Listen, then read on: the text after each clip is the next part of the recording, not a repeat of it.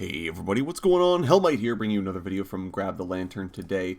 PBE updates are going to be coming before too long, and a bunch of writers have taken to Reddit to talk about the changes that will be coming forward. We have details on two bigger projects, namely trying to match Mundo's top lane performance and his jungle performance, a couple of changes to Lillia to make her more accessible to newer players and sort of get rid of the pro skew she currently suffers, and then a bunch of sort of preview of champions that we're likely to see changes for on this coming patch. Now, obviously the latter I won't be able to talk about too much, as I don't actually know what the changes they have planned are, so that's going to be all speculation or explanation of why those champions are seeing changes, but at the very least we can talk about the Mundo and Lillia changes, as those have been published in their entirety. So let's go ahead and hop into things and start talking through the changes. Now, let's go ahead and deal with Mundo first here, as these are intended to sort of bridge the effectiveness between top lane Mundo and jungle Mundo. I feel like in general these changes are more of a net nerf, which is kind of sad to top lane Mundo in particular, but jungle Mundo will see some fun quality of life improvements on this patch going forward. Mundo's HP per 5 was reduced, which is a little sad, and they slightly buffed the HP per 5 per level, which is not nearly where it should be in my opinion, but he does have the Adrenaline Surge sort of mini passive to compensate, so I guess that's probably fine. And Riot are also nerfing down his W. The damage stored is down to 15% at rank 1, which is just non-existent, especially given all the other hoops you have to jump through in order to get a heal at all. And given that it's a last max as well, and the damage is irrelevant, like, that ability, I really want it to be good because it's the most interesting part of New Mundo's kit, but, like, Riot are just not letting it be interesting given how they've been balancing it in order to make room for power in other areas of Mundo's kit. I acknowledge that, you know, there's more gameplay to things like skill shots and things like last hitting with E to whack a minion at someone, but, like, in general, I'm a little sad about kind of where that's at.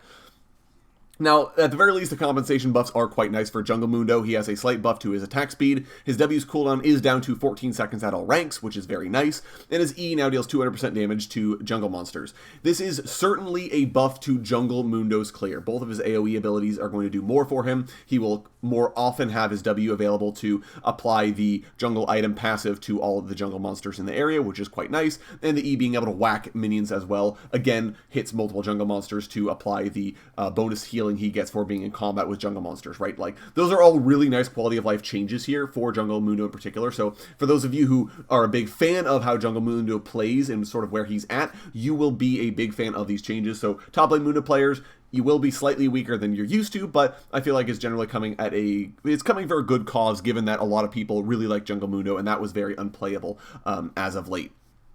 Moving on to the Lillia changes here. These changes are intended to remove her pro play skew and return some power to her for casual players. Now, the biggest thing here is that Lillia's, there are like a lot of changes on here that I feel like are probably fair for Lillia to have. Some of them feel kind of bad, and again, Riot are nerfing down some of the fun aspects of Lillia's kit, which I'm a little sad about, but I sort of understand why Riot are changing the things that they are.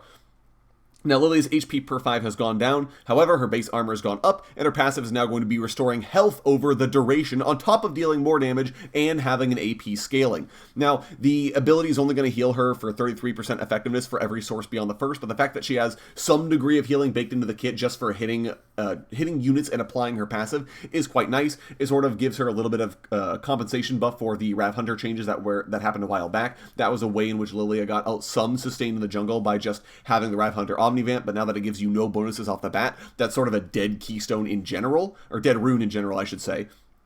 And this also generally reminds me of the Kindred W passive. With Kindred and Lillia, they're both champions that want to be kiting the jungle camps instead of just standing there auto-attacking them like some other junglers like Warwick or Xin Zhao can do. And so in that regard, if you don't know how to camp or don't know that you're supposed to camp with these champions, you can be like really kind of punished and not able to do a whole lot with that champion. And it's one of those things that like pro players, of course, will get right every time, but which casual players may or may not. So in general, it reminds me of that, so I'm all right with this being a facet of Lillia, especially given that she's so squishy that it's not like she's going to be drain tanking anytime soon.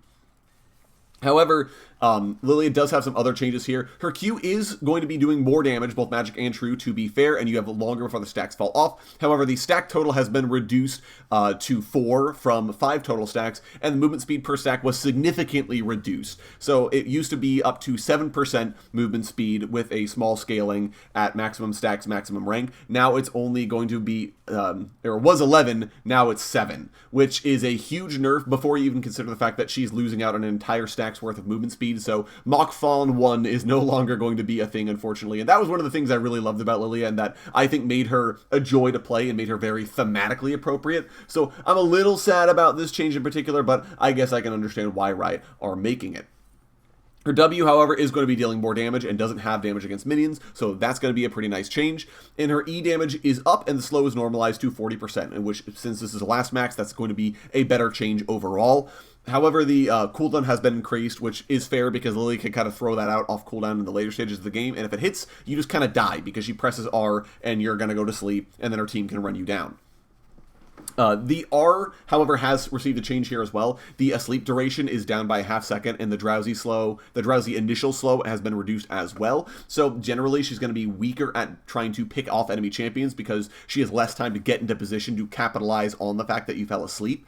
But generally speaking, Lillia will be dealing more damage. She's a little bit more sustainy in the jungle, and it makes it a little bit easier for newer players to play her rather than having to stay at the outskirts of a fight, dashing in, whacking somebody with their stick, and running away, right? Which is generally the Lillia play. So I'm okay with these changes because I think they will help broaden her up and open her up to a bigger player base, but generally speaking, I'm a little sad about the Q changes, as I do feel like, again, that was the most fun part of playing Lillia, was being able to run super fast. So either way, we'll see how they shake out once they hit live. Moving on to the other changes. Now, we only have the names of the champions that are being nerfed, and in some cases, the context for which they are being nerfed or buffed. So let's go ahead and talk a little bit about the champions that are here and where I think Riot will be taking them. I'm not going to talk about every single one of these changes because I may or may not have context, but I can guess at a lot of these. Starting with the nerfs here, Akali is going to be getting nerfed on the next patch. The mini rework definitely helped her playability, so I can kind of see why she needs a little bit of a tap down, because she always has her Q available now, which really increases her DPS and means that if she can't sort of burst kill you with all of her cooldowns, she does have the ability to just kind of spam her Q and murder you from there, especially given that she then has the passive procs to factor in more damage. So yeah, overall, this is probably a reasonable place to, a reasonable thing for her to get nerfed on. Karma's getting nerfed. She's a pro play flex pick right now. You can play her in the top lane, mid lane, or in the bot lane as a support. So generally speaking, if a champion can get played in 3 different lanes in the professional environment, they get nerfed because it means that they are a problem and they're too good in drafts. So can definitely see why Karma will be getting nerfed there. Probably getting nerfed back into the support position.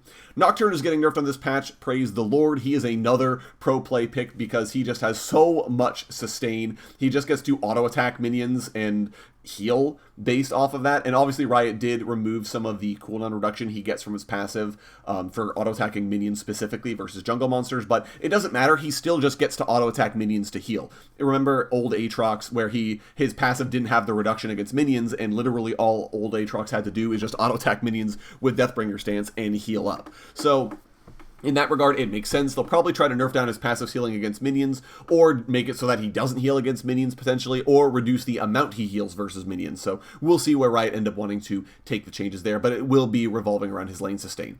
Xin Zhao's getting nerfed as well. He's another popular pro pick right now, and he's very difficult to get away from due to his EW interactions. Like, the distance he can dash to you from is so surprising, and it means that even if you can get over a wall, it sometimes just doesn't matter. So definitely a big deal to be sure, and I'm excited to see what they're actually going to be changing about this champion. And finally, Riot are nerfing down Ziggs. Hey, you remember when I said those were massive Ziggs buffs on the last patch? Yeah, turns out they were definitely enough to push him over the top, as it was his sort of most used cooldown, on top of the fact that his ultimate's usability is significantly better at longer distances. So 100% can see why he was getting nerfed on this patch. Moving on to the buffs here, Darius and Garen are both getting buffed on this patch. This is needed. They both got nerfed during the Stridebreaker era, so they need to be pumped back up a little bit to compensate now that their item no longer does what they want it to. I'm hoping that it's just reverting the nerfs they received earlier, as I feel like that makes the most sense now that the item that they were abusing is functionally gone. So I feel like that would probably be a fair thing to revert the nerfs they received previously.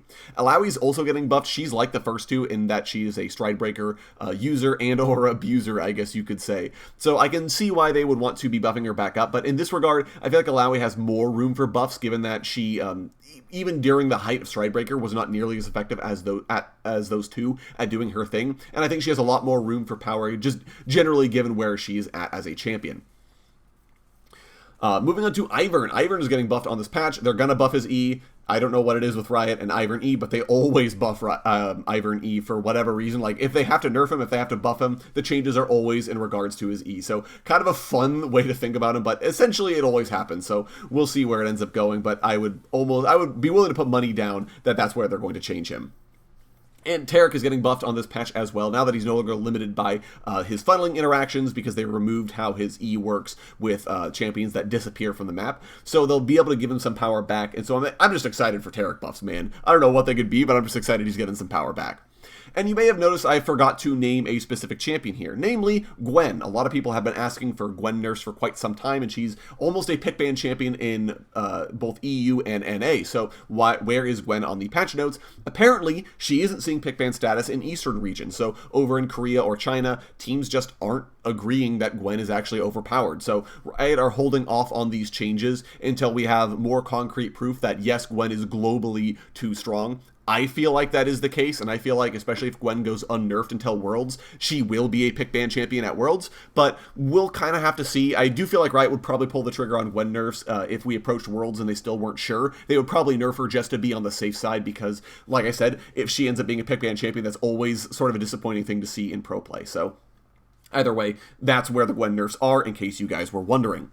And that's going to be it for me today, guys. Let me know which changes you're most excited for down in the comments. Again, these are PBE changes, so they may or may not go through. I would expect most of them to go through, so, you know, I wouldn't expect a lot of these changes to not see live, especially with the Mundo or Lillia changes. Those maybe have more potential to actually see, see live servers because of just how experimental they are and because of all the things they're changing. But I feel like pretty much all the changes we have here are for the best, so we'll see where they all end up going.